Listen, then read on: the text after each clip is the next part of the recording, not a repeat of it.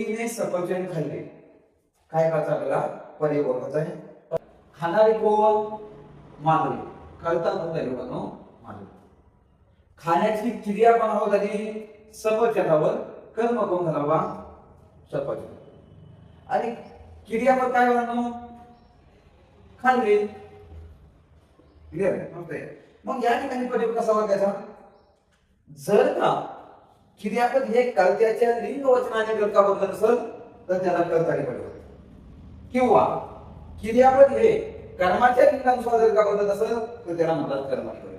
आणि क्रियापद हे ना कर्त्यानुसार बदलतं ना कर्मानुसार बदलतं, मग त्याला म्हणतात कार्य बदलत. माधवीने सफरचंद खाल्ले. यामध्ये माधवी ही स्त्रीवाचक आहे, म्हणजे स्त्रीवाचकच्या जागी आपण पुरुषवाचक घेऊ. बघू बघा, माधवीच्या जागी आपण बोलू घेऊ. बरोबर आहे? बोलू पुरुषवाचक घेऊ ना. हा बोलू घेऊ. मग बोलूने सफरचंद खाल्ले. बदललं का क्रियापद? नाहीये. म्हणजे या ठिकाणी कर्त्याच्या लिंग बदलून सुद्धा क्रियापद बदललं का? नाही. आता कर्माचं चेक करू आपण. बघा, कर्म काय? सफरचंद. मग सफरचंदाच्या जागी आपण आंबा घेऊ. बरोबर आहे? सफरचंद काय म्हणतो? ते सफरचंद म्हणजे नपुसक लिंग. आपण आंबा जर घेतला तर तो आंबा म्हणजे पुरुषवाचक. बघा मग चेक करा.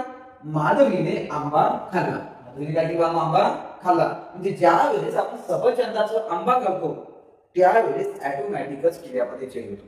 म्हणजे या ठिकाणी काय म्हणतो? कर्मानुसार क्रियापद बदलला.